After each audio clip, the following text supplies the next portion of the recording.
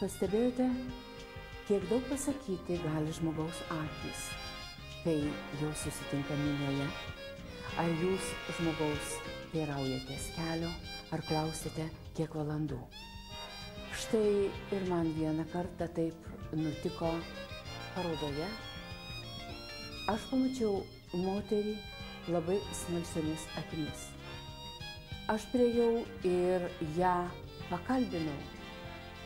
Ir į mane įsnigo dvi spindinčios akys lyg kempinėlės gerdamos aplinkui visą tai, kas be galo įdomu ir kiek tik jos gali pamatyti. Ir toje erdvėje aš norėjau būti taip ilgai, kad nenorėjau trauktis nuo šitos moters. Štai šį vakar, mylėjai, į parko galeriją aš ir pakviečiau tų įstabių akių moterį. Ji rašytoja Nijolė Kepenienė. Ir šį vakarą viliuosi, kad mums visiems bus pakankamai įdomu su ja. Pone Nijolė, labai džiaugiuosi, kad jūs atradote laiko susitikti ir pasikalbėti. Aš labai seniai norėjau susitikti ir pasikalbėti. Ir svarbiausiai norėjau jūsų klausti, kada ir kodėl jūs pradėjote rašyti? Na, visų pirma, man irgi labai malonu susitikti ir pasikalbėti, bet dėl to rašymo aš tikrai, kada pradėjau ir kodėl rašyti. Aš vaikystėje tikrai niekad kažkaip turbūt nemaniau rašyti. Man atrodė tai labai, na, turbūt nuobodu sėdėti ir rašyti kažką, nes buvo labai daug kitų užsiėmimų, begalė, visokių lakstimų ir teatrai ir taip toliau. Ir aš be to labai norėjau būti aktorė, todėl kad tuo metu, na kaip, vis eidavau žiūrėti Tamulevičiūtės 10-ko garsiojo ir mane paprastai jau tokį įspūdį tai darė, kad, na, atrodo, jau kažką tai galėtum ir tu toje scenoje nuveikti. Nors iš tikrųjų aš buvau įstojusi čia Klaipėdos konservatorijoje į režisūrą, kaip tik tas kursas, kai Gaidys rinko ten aktorinį ir aš metus mokiausi režisūros. Kai Nelė Savičenko mokėsi? Taip, kai Nelė Savičenko. Na, tas irgi įdomus mūsų garsus tas kursas, bet aš mokiausi režisūros ir po metų jie pamatė vis dėlto, kad aš netinku nei režisierės, nei aktorės. Ir iš tikrųjų taip ir yra, nes kažkaip tai jaunystėje turbūt nesupranti. Ir iš tikrųjų aš ir pati dabar galvoju, aš nebūčiau ir tikrai ir nenorėčiau būti dabar aktorė. Man, pavyzdžiui, man atrodo, kad rašyti yra įdomu. Man dabar taip atrodo. Bet aktoriaus darbą aš nepaprastai gerbiu, man atrodo, tai yra kažkoks... Tai katastrofiškas dalykas išeiti į tą sceną ir tikrai, nežinau, visą tai daryti, man tai yra stebuklas tikrai, neįveikiamas man. Bet, reiškia, jumise kažkoks tai toks kirbėjo kūrybinis užtaisas, kuris pagaliau rado knygos formą, ar taip reikėtų suprasti? Na, ko gero, turbūt kažkas visą laiką kirbėjo, turbūt. Galbūt čia iš tėčio, aš nežinau, nes tėtis visą laiką, jame irgi visą laiką kirbėjo. Jisai ir tapė, jisai ir grojo visokiom bandonijom ir visokiais ten instrumentais ir drožė, visur po miškus vaikščiodamas jisai būtinai prisirinkdavo šaknų, pridarydavo visokių ten tokių įdomių velnių. Na čia, nežinau, kažką tai vis tiek, man atrodo, žmogus, na kažką nori tokio išreikšti savo, gal kiekvienas to nori, nežinau net. Ne kiekvienas tikriausiai gali, bet mane dar domina toks dalykas, jūs dabar čia gyvenate Klaipėdoje. Ir tai tada, kai jūs atvažiavote studijuoti maestro Povilo Gaidžio kurse ir nuo tada jūs pasilikote Klaipėdoje, ar jūs dar grįžote į savo Vilnių? Aš grįžau į savo Vilnių mamos dideliam džiaugsmui, nes kai išlydėjo mane čia į Klaipėdą, tai meldėsi kiekvieną vakarą, kad aš sugrįžčiau ir kad baigtųsi mano studijos. Taip ir įvyko ir štai, na ir aš sugrįžau ir studijavau lietuvių kalbą. Vėliau pedagoginiam universitete. Ir sėkmingai baigiau ir labai irgi džiaugiuosi, nes tuo metu pedagoginiam universitete buvo tikrai, nežinau kaip dabar, galbūt dar geresni dėstytojai, bet tuo metu tikrai buvo fantastiški dėstytojai. Tai ir Dovydas Judelevičius, ir Zalatorius, ir Zaborskaitė, visi mums dėstė. Labai daug iš tikrųjų buvo. Ir Nastopka, tikrai. Ir kursas buvo įdomus. Tai gal jūs pasakysite, jūs Vienturtė dukra, kad mama taip labai norėjo, kad jūs grįžtumėte į Vilnių? Vienturtė. Taip, Vienturtė. Vienturtė, dukra, Vilnietė ir vėl atsidūrė Klaipėdoje. Tai vėl tėvams širdagraužis. Kad aš tą Klaipėdą turbūt čia būdama Klaipėdoje, aš jau spėjau ją įsimylėti iš tikrųjų ir kažkaip tai, kai tą vyrą savo sutikau ir sužinojau, kad jisai iš Klaipėdos, tai buvo jam labai didelis pliusas, nes kažkaip atrodė, na, jis man iš karto pasidarė artimesnis ir kažkaip, na ir po to, kai mes jau susituokėme, dar nebuvome, dar abudu studijavome ir paskui, kai baigiau, dar aš metus dirbau Vilniuje mokykloje, o jisai kaip tik irgi baiginėjo Vilniaus universitete teisę. Ir kai pabaigė, sako, kadangi mes vis tiek gyvenome pas mano tėvus, kad mums reikia kažkokio savo kampo. Sako, važiuojam į Klaipėdą, sakau, važiuojam iš karto, važiuojam. Ir nuo to karto ir čia. Jūsų labai įdomi pora. Vyras jūsų griežtas, jis man ir iš išorės visada atrodo griežtas, jis teisininkas. Taip? Jis tik tai taip atrodo, kad jis labai griežtas. Bet, na, aš nežinau, galbūt savo darbe, galbūt jis toks ir yra, turėtų toks būti. Bet namuose yra turbūt kitaip vis tiek. Jis tikrai nėra labai griežtas namuose, nei labai griežtas tėvas, nei labai griežtas vyras. Visada mes jį galime perkalbėti, nes mūsų pagaliau yra daugiau. Mes esame 4, aš ir 3 dukros. Pavyzdžiui, jūs manot, kad vyras ir moteris turi vienas kitą papildyti? Ar vyras ir moteris tai yra priešybės, kurios traukia vienas kitą? Ar dar kas nors, iš kogi gimsta meilė? Labai čia jau sudėtinga tikrai. Iki šiol aš niekaip ir pati negaliu tos, kas gali pagaliau tai suprasti? Priešybės, tai aišku priešybės. Ir už tai ir papildo vieną kitą tos priešybės. Ir tol, kol visiškai nesuvienodėja, turbūt tol yra ir įdomu visą laiką kažkaip tai perprasti tą kitą žmogų. Pagaliau, man atrodo, iš viso jau pats savęs negali kaip reikiant perprasti, man atrodo, ir iki šiol dar kažkas Dievas liktai, na turbūt kiekviename iš mūsų yra kažką užkodavęs, ką mes patys dar turime patys savyje atrasti. Ir pagaliau, jeigu tu kitą žmogų sutinki, tai jame dar kažką tai perprasti yra dar sunkiau.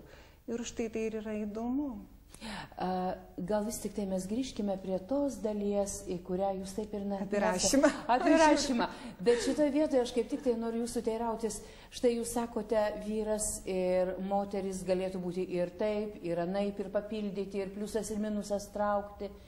Bet plačiai apie jūs, kaip apie rašytoją, pradėjo kalbėti daugelis, kai pasirodė knyga labai įdomių pavadinimu. Vienatvė dviese. Ar kažkaip panašiai vadinasi, ar ne? Toks pavadinimas. Yra. Ir aš pamenu, pasirodė serija interviu su Nijole Kepenienė spaudoje ir visa kita. Tai tokia savotiška intriga. Tai tuo pačiu kalbėdama apie vienatvę dviese, gal jūs ir pasakysite, iš kur jūs semetės informacijos vienai ar kitai knygai. Aš nežinau, ar tai vadinasi informacija. To kūrybinio prado, herojai, prototipai. Jūs dabar taip gražiai kalbate apie savo gyvenimą ir meilę, ir kad gyvenimas dinamiškas, ir 3 dukros suprantama iš meilės. O jūs rašote apie vienatvę dviese. Kodėl? Na, šiaip ar taip, vis tiek žmogus, kad ir kiek jisai būtų su kitais žmonėmis, ir kiek jisai stengtųsi ir perprasti, ir būtų visą laiką kartu, kaip ir šeimoje, bet vis tiek ta vienatvė yra kažkaip tai liktai, na sakau, mes patys savo dar mažai pažinus, o tuo labiau, kad ir kitą žmogų pažinti. Tai va galbūt ta prasme yra ta vienatvė. Ir be to kartais iš tikrųjų, na mes pavyzdžiui su vyru irgi lyg ir tokiuose savo tuose pasauliuose. Aš savam pasauliu, kuris jam turbūt nėra labai įdomus. Tas visas literatūrinis gyvenimas jam iš tikrųjų nėra labai jau įdomus ir tik tai tiek, kiek aš jį ten įtraukiu, tai kiek aš jam ten pasakoju, kiek jis maždaug iš kažkur sužino, o šitą ir man jo tas pasaulis irgi nėra labai įdomus, tiesą sakant, kažkaip. Jūs detektyvų nerašysit? Pasiklausiusi jo pasakojimų. Man labai įdomu rašyti, labai norėčiau, bet aš manau, kad aš to nesugebėsiu. Nes visų pirma, na šiaip tokį detektyvą parašyti, kad kažkaip ten kažką tik tai tą intrigą, tai nėra įdomu. Bet verčiau vieną labai įdomų detektyvą, Nekaltas kraujas. Ir ten iš tikrųjų yra tokie charakteriai ir dėl ko atsitinka viena ar kita netektis, ten dėl ko atsitinka kas nors baisaus. Būtent to žmogaus ėjimas į tas tokias peripetijas. Tas ir yra įdomiausia. Tai tas rezgimas intrigos yra labai įdomu, tik tai čia, nežinau, man atrodo, aš dar gal nepriaugau, gal truputį vėliau kada nors. O štai tiesa dėl tos vienatvės dviese, aš tai kažkaip ir negalvojau, kad jau taip ta būtent knyga sudomino. Čia gal yra tas dalykas, kad kaip tik Žmonės daugiausia vis tiek domisi suaugusių literatūra, čia yra natūralu. Bet man pačiai yra brangiausia vis dėlto tai vaikų literatūra, vaiko literatūra. Man jinai jokių būdų nėra nei kiek prastesnė, nei kiek žemesnė už tą suaugusių. Ir kuo šventai tikiu, kad suaugusių literatūrą šiaip ar taip gali rašyti bet kuris suaugęs. Na vis tiek, jisai, jeigu jis turi savo minčių, jeigu jis yra nuoširdus, galbūt jisai nepaims tos kažkokios nepagaus ypatingos formos, galbūt jo žodynas bus ten skurdesnis ar dar kažkas. Bet jisai kažką tai gali parašyti, jeigu jisai tikrai nuoširdžiai apie kažką mąstys giliai. Suaugusiam jisai gali parašyti, o vaikui aš šventai tikiu, kad ne kiekvienas suaugęs gali parašyti, nes iš tikrųjų jis turi išsaugoti kažką tai tokio labai trapaus, labai vaikiško savyje. Ir pavyzdžiui, netgi ir mano ta vidurinėlė dukrytė, jinai yra, jinai architektė ir dabar jinai kaip ir dailininkė, aš jos prašiau pailiustruoti mano vaikiškas knygelės. Sako, man nieko neišeina. Na, aš negaliu, aš tau geriau, bet prašau, eilėraščius aš galiu laisvai. O vaikų knygelės jinai negali. Ir štai va tik mažoji kažkaip dar jinai tą labai gerai jaučia, nes jinai dar yra vaikas. Kas buvo tas variklis, kad jūs rašytumėt? Ar tai noras parašyti vaikams, ar tai jūsų tam tikra filosofija, tam tikram gyvenimo etape? Ar norėjimas identifikuoti save, ko jūs negalėjote kitaip padaryti, pavyzdžiui, augindama vaikus ar dar kaip nors? Tas didys, tas jau rašymas, kai jau pradėjau ir spausdinti, ir tai buvo būtent nuo pasakojimo, nes aš pasakodavau savo Akviliai, savo antrai dukrytei pasakas, jinai tokia, sakau, jinai yra labai įdomus vaikas, nes jinai tokia gal uždaresnė, už visas tas mano 3 dukras jinai yra pati uždariausia ir tokia savičiausia turbūt charakteriu, nes jai, pavyzdžiui, kiekvienas daiktas turbūt ir kiekvienas turi kažkokį tikrai savo charakterį. Ir jinai būtent sakydavo man vakare, ne šiaip, kad paskaityk man ten kokią pasaką, ten kokį Pinokį, kurias jau žinojo, bet tiesiog papasakok man pasaką apie, pavyzdžiui, šitą vazą, arba apie šitas grindis, apie šitą stalą, apie šitą užuolaidą. Ir turi pradėti mąstyti, iš tikrųjų, kodėl dabar ta užuolaida, tai jinai čia gal labai puošni, arba jinai kažkaip tai, na, kaip jo santykis koksai, pavyzdžiui, tarkim, su langu, ar su lempa, ar su kitais. Ir štai atsirado kažkokie, aš dabar galvoju, ar būtent Akvilė pažadino man jie tą charakterių pastebėjimą. Man irgi dabar, pavyzdžiui, atrodo, kiekvienas daiktas iš tikrųjų turi savo charakterį, kažkokį tokį ryškų. Ir už tai jie kaip žmonės, sužmoginami. Ir po to atsirado tos pasakėlės, žiūriu, kad jos tokios visai gal ir nieko kartais. Tai iš pradžių aš jas pasakodavau, po to užrašydavau ir po to taip išėjo ta pirmoji knygelė Labanakt. Vis tokie atsisveikinantis pavadinimai Labanakt, vienatvė, dviese, bet nežinau, bet taip. Bet, Nijolė, sakykit, juk jūs mokytoja. Ir tai išeitų taip, kad jūsų rašymas yra kaip pomėgis, nes jūs dirbate mokytoje ir dabar. Na, iš tikrųjų, čia irgi tokie dalykai. Dabar aš būtent darau tai, kas man iš tikrųjų yra įdomu. Kai aš buvau lietuvių kalbos mokytoja, man buvo irgi labai įdomu, bet kurį laiką. Kai aš jau kažkelintą kartą atkalbėjau vis tuos pačius dalykus, na kažkaip, na vis tiek ir apie Biliūną, ir apie Žemaitę, ir apie visus. Na, aišku, labai puikus rašytojai, bet kažkas, nežinau, man neturiu aš to pastovumą, man norisi kažko tai naujo. Ir tada būtent kažkaip, gal ne tai, kad tada būtent aš nusprendžiau tai palikti. Tiesiog atsirado Akvilė, tai yra mano mažoji dukrytė Šarūnė, kuriai dabar yra 9 metai. Ir tuomet taip išėjo, kad aš daugiau likau su ja, daugiau buvau su ja ir palikau mokyklą. O paskui, kai sugalvojau sugrįžti, tai lietuvių, tai aš jau tikrai nebenorėjau dėstyti. Ir dabar aš anglų dėstu, aš kartu ir studijuoju dabar anglų kalbą ir kartu dėstau. Tai va šiuo metu ir man yra labai įdomu, dar ir dėl to aš tikrai stengiuosi būti gera mokytoja, nes aš dar, ir mokausi, aš pati dar kartu ir mokausi, ir aš ruošiuosi tom pamokom, ir aš pati labai daug išmokstu. Ir tuo pačiu ir, aišku, reikia ruoštis ir jau universitetui, ir ten jau studijos tikrai dabar, kai pagalvoju, kad artėja sesija, tai darosi gerokai baisu. Bet adrenalinas gaminas. Taip, bet čia jau tiesiog reikia dirbti, nes jau žinai, kad tu turi rašyti kursinį, tu turi tą ir tas, viskas yra taip apskaičiuota, dabar tas laikas yra labai toks tamprus. Tai ar dėl to, kad jūs esate labai smalsi, ar dėl to, kad jūs faktiškai visą gyvenimą mokotės, jūs dėl to tokia jaunatviška, ar kas nors dar jums padeda palaikyti tą jaunatviškumą? Na, dėkui už jaunatviškumą, bet kad aš taip ir jaučiuosi, teisybę sakant, nežinau. Na, tiesiog. Tai tada, sakykit, jūs jauna 3 dukrų mama. Dvi jau suaugusios. Dvi suaugusios ir vėlyvas vaikas. Netgi yra įvairūs pamastymai socialiniai psichologijoje ir kitose moksluose. Galvoja, ką reiškia vėlyvas vaikas? Kokia jūsų nuomonė, kad jūs turite vėlyvą vaiką? Bet tada aš kažkaip galvojau, o jau tiesiog artėja senatvė, kažkas baisaus. Ir aš tikrai labai norėjau to vaiko. Ir būtent iš tikrųjų jisai tą senatvę, va turbūt tai ir yra, kad būtent tą senatvę jisai ir kažkaip atitolina tas vėlyvas vaikas. Nes tu esi tiesiog su juo, tu esi jauna mama, tada ir viskas, ir nėra čia ko daugiau galvot. Ar jūs turite ryškiai išreikštą motinystės jausmą? Labai, man atrodo, taip. Nes vis dėlto, kiek aš suprantu save, tai pavyzdžiui, man vis dėlto pats svarbiausias dalykas, aišku, yra mano vaikai. Pats svarbiausias gyvenime.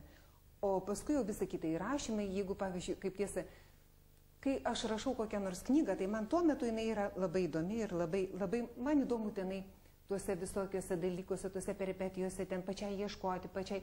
Tarp kitko, niekada aš nesugalvoju iš anksto siužeto ir neužrašau. Aš pati susigalvoju kažkokią temą ir po to būtent ten murkdausi kažkaip tai. Ir man pačiai įdomu, kas čia kur pasuks. Ir atsitinka taip, kad iš tikrųjų tie veikėjai nusuka visai kitą pusę. Ir dažnai visai kitaip yra, negu aš noriu. Negu aš būnu netgi kažką tai užmastau ir po to viskas pasikreipia kitaip, reikia viską permastyti kitaip.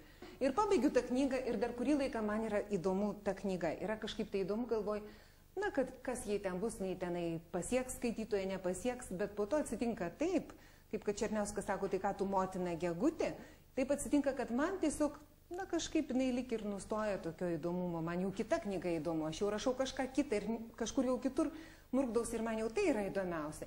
Ir ko gero iš tikrųjų, va, su knygom taip ir yra, ir aš jų nelaikau iš tikrųjų taip vaikais. Knyga yra aišku puikus dalykas ir iš tikrųjų yra labai puiku, kada pavyzdžiui, kada jos padaro kažkokį nepaprastą poveikį kitam žmogui. Tiesiog, bet jinai gyvena su rašytoju tol, kol rašytojas ją rašo. Paskui tai yra jau kitas skaitytojas, jau tai yra jo knyga. Jisai dabar skaitys ir tai yra jo potyris. Nijolė, jūs tik pasakėt, kad jūs parašote knygą, kurį laiką dar įdomu ir jūs ją, kaip ir gegutė, savo vaiką pametate kitiems. Kas yra tie kiti? Leidėjai jūs susiranda pačią? Ar kas yra jūsų vadybininkas? Gerai, kad leidėjai manęs patys ieškotų. Kas yra vadybininkas tada? Nėra jokių vadybininkų. Tas ir yra, kad nusiunti ar tą knygą arba nuneši kokią leidyklą ir po to, jeigu jie gauna finansavimą, jeigu šiaip ir kitaip ir tai... Bet jūs jau pati tuo nebesirūpinate? Na, yra knygų kelias, kurias aš pati leidau. Leidau ir po to laukiau, kol tie pinigai sugrįš. Va, taip, va. Bet šitą dabar jau praktikuoju kitą variantą. Jūs labai savarankiška moteris, taip. Jūs pati dirbate darbą, rašote knygas, auginate 3 dukras, vairuojate automobilį, dalyvaujate įvairioje rašytojų veikloje, ką mes galime stebėti iš spaudos. Jūs save laikote šiuolaikišką moterį? Aš save laikau šiuolaikiškai ir aš stengiuosi būti ta savarankiška, bet aš tikrai to tai neturiu. Iš tikrųjų, aš labai prastai su technika sutariu. Man tai yra labai... Tas vairavimas, tai čia turbūt yra mano pasiekimų viršūnė, kad aš pagaliau išmokau ir kad man tai yra taip įdomu. Man tai yra iš tikrųjų labai įdomu. Bet tai yra viskas. Aš įsėdu, žinau, kaip užvesti tą mašiną ir vairą kaip sukioti. Na ir dar, atrodo, žinau taisyklės, pusėtinai bent jau. O visa kita, kas ten toje mašinoje tiks ir visa kita, tai jau yra... Na, čia jau vyrų reikalas. Čia jau visiškai nieko. Ir, pavyzdžiui, su kompiuteriu mano reikalai yra irgi iki šiol, dar tiesiog pati save barūnu, atrodo, iš tikrųjų, tai nėra taip sudėtinga, reikia tiesiog kažką išmokti. Aš moku spausdinti juo. Ir tiek. Tai jūsų technika, tai šia prasme lyg ir nelabai šiuolaikiška. Nelabai.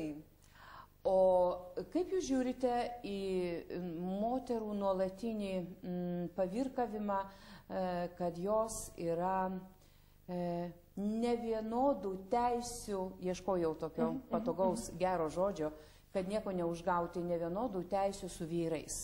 Tai yra tokia emancipacija, ar kaip mes tai vadintumėm, ar iš tikrųjų mes esame skriaudžiamos vyriškosios žmonijos pusės, kaip jums atrodo?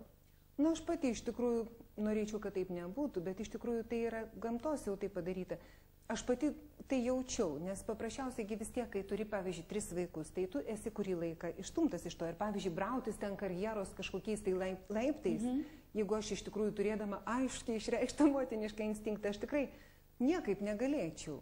Niekaip negalėčiau. Ir tie, pavyzdžiui, na gerai, aš dirbu, bet tai vis tiek tas daugiausia laiko vis tiek aš skiriu savo šeimai. Tai ar jūs manote, kad šiandien Lietuvoje moteris, kuri augina daugiau nei vieną vaiką, yra didvyrė, nes ji turi susidoroti ir su ta vienatve, jos visuomenė nepriima, ji negali normaliai vaikus auginti ir integruotis. Tai yra tam tikra intelektualinė duobė, priimant daugiavaikę motiną. Jums taip pat neatrodo taip? Nežinau, man kažkaip, čia galbūt tos moteris gal yra moterų, kurios labai gerai tai išsprendžia, kurios galbūt, gal sugeba susikurti į savo tą buitį tokią jau gerą, kad galėtų ir ten auklės samdyti ir taip toliau, bet tai iš tikrųjų yra labai sunku, jeigu tu nori būti iš tikrųjų su savo vaiku, jeigu nori būti gera motina, jeigu tau tikrai įdomu, kaip jisai ten gyvena ir kaip ten jo gyvenimas rutuliojasi, tai tu iš tikrųjų turi daug su juo praleisti laiko. Ir tiesiog tai savaime kažkaip labai, na, sakau, štai tu turi, jeigu tu nori kažką tai dar pati savo ieškoti ir siekti, ko aišku moteris ir turėtų vis tiek, tai turi atrasti tą laiką kažkur šalia. Kažkur dar, nežinau, moteris taip sugeba, iš tikrųjų moteris gali viską. Jos praplečia tas laik, man atrodo, kad moters dienos valanda yra ne 24 valandos, o turbūt 48 kokios. Iš tikrųjų. Nes praplečia, sugeba praplėsti į mažiausias, suskaidyti ir sujungti. Bet jūs sakote, kad ir jūs, reikia manyti, ne jūs viena, moterys turi sunkumų. Tai kur, į ką atsiremia Nijolė, kam guodžiasi? Tik į savo vyrą. Čia tai visada iš tikrųjų. Taip. Jeigu visi sunkumai iš tikrųjų, jis ir mano geriausias draugas, nes tikrai, žinau, jeigu jau man tikrai labai sunku, tai aš tikrai galiu jam pasakyti viską, kas man yra labai blogai ir jis tikrai supras. Kažkaip dar iki šiol taip vis, na, būdavo, bent jau tikrai jis manęs nebardavo. Dar iki šiol. Negali žinoti, ką dar, jeigu kažką labai dar baisaus iškrėsiu, bet aš manau, kad aš sugebėčiau jam paaiškinti, kad ir ką baisaus iškrėščiau, kad vis dėlto dėl ko taip atsitiko. Ar jūs manote, kad pasitikėjimas yra pagrindas šeimai? Tai yra sąžiningas santykis vienas su kitu, bet kas atsitiktų, apie tai reikia kalbėti su savo artimu žmogumu. Ar lengva būti sąžiningu? Na taip, viską jau taip iškloti, taip jau ištisai, tai turbūt, kad gal ir nebūtina visiškai. Ir turi, man atrodo, likti ir tam žmogui kažkokiu pagaliau mažyčių paslaptėlių ar ten kokiu, bet, na tiesiog, kad neprikiaulint tam žmogui. Aišku, kiekvienas mes galim suklysti ir iš tikrųjų kažką padaryti ir baisaus, bet turbūt galima vis tiek kažkaip tai rasti kažkokią tai išeitį, kažkaip kūrybiškai galbūt žiūrėti į tą ir į šeimą. Juk tai yra irgi toks dalykas, kurį tu jau ėmėsi kurti, na tai ir lipdyk dabar, bet aš šitam dalykė, tai man atrodo, kad vis dėlto linkėčiau kiekvienai kažkokio pastovumo gal daugiau. Na, iš tikrųjų. Jūs turite mintį, kada sukūrė šeimą, bet jūs vis linkite moterims. Ir vyram taip pat, aišku. Tai jums šeima yra pastovumo simbolis? Na taip, vis dėlto tai turėtų būti pastovus dalykas. O atsakomybė kur?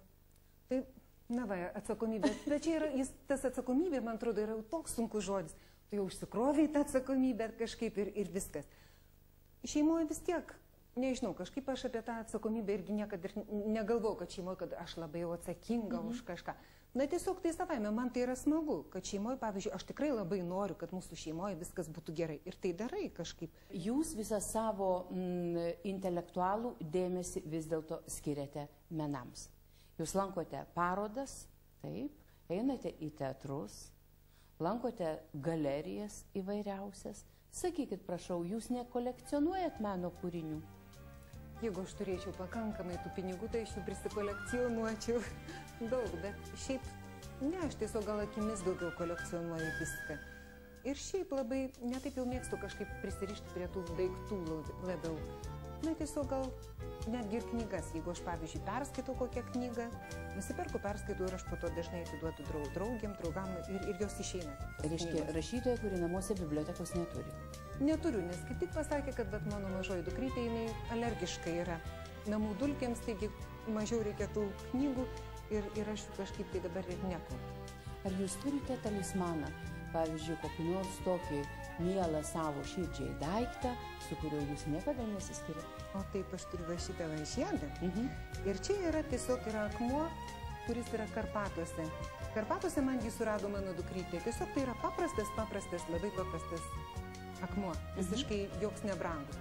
Bet man jis yra labai brangus ir aš tiesiog, ypač jeigu aš esu be jos kur nors, tai aš būtinai turiu būti su šito žiedu. Tiesiog kaip kažkoks arti. O jūs, pavyzdžiui, tikite likimu?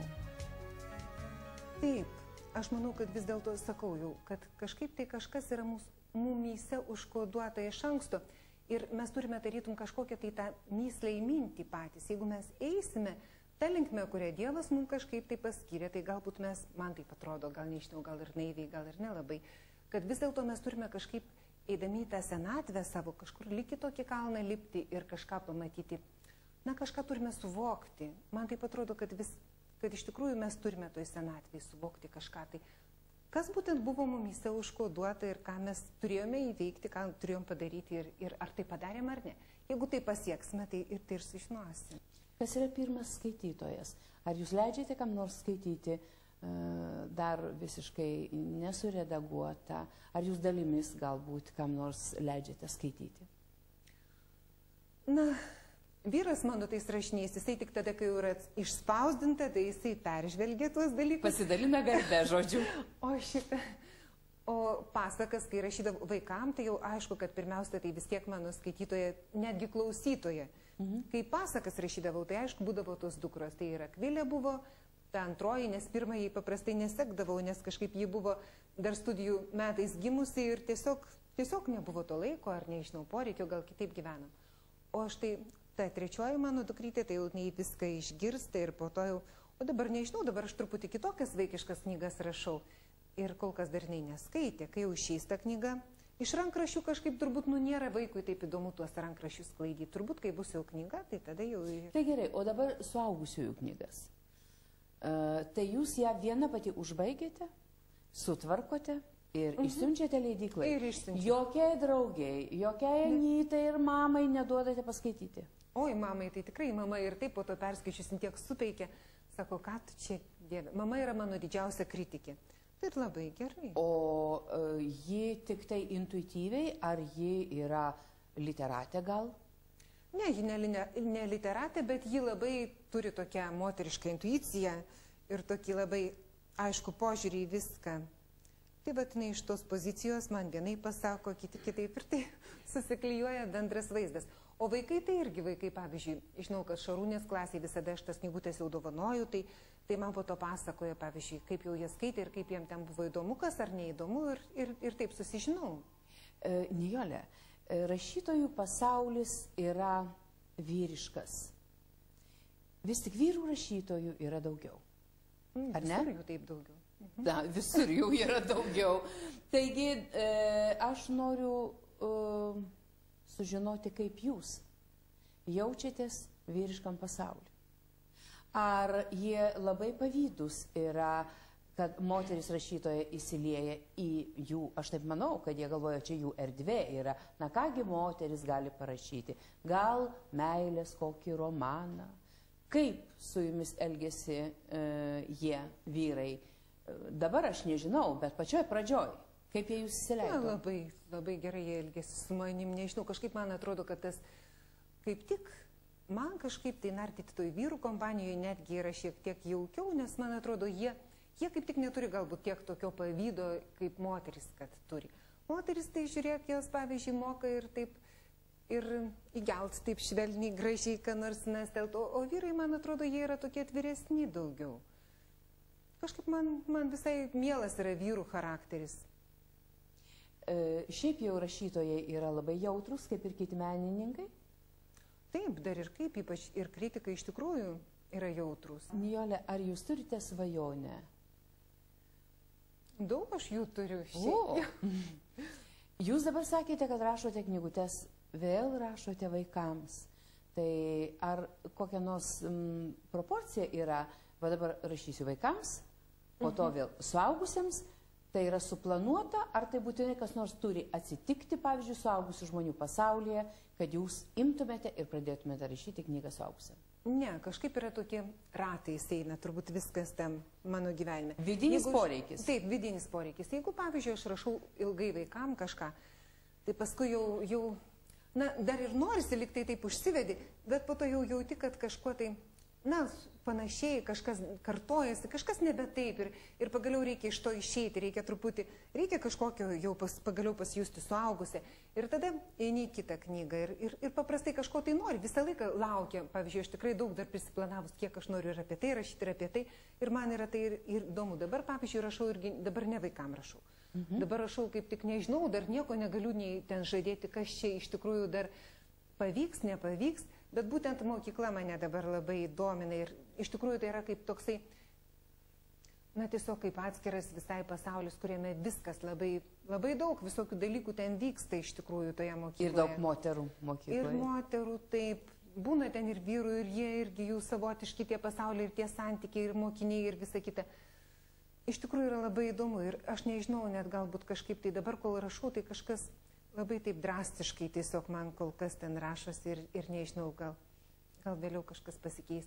Nežinau, tiesiog, na taip yra. Tiesiog atkasi savyje vėl tokius dalykus. Atrodo, viskas lyg ir nuglūdinta iš paviršiaus toj mokykloje. Viskas, aišku, ateini, mokai, mokiniai vėlgi ir tas ryšys. Man kažkaip visada įdomiau, kai vaikas ir auklėjimas, man atrodo, yra ne tas būtent ne kažkoks tai, na, netokia jau griežta drausmė, kada yra grinai tiesiog neauklėjamas tas vaikas, o lyg muštruojamas arba tiesiog, na tai vat, man įdomus yra toks vaikas. Beveik kūrybiniam procese dabar pabuvom. Reiškia, jūs taip jau atskleidėt mums savo kūrybos mažą kertelę, kad ateityje galime laukti knygą kažkaip tai susijusią su mokykla. Pone Nijole, tegu jūsų plunksna būna lengva. Rašykite, kad mes galėtumėm skaityti. Tegu pildosi tos visos svajonės, kurios tik gali įsipildyti, nes jūs sakėte, kad jūs jų turite daug. Tiesiog būkite laiminga, kokia jūs atrodo ir esate. Sėkmės jums. Ir ačiū labai, kad šį vakarą buvote kartu. Ačiū labai už gražius palinkėjimus.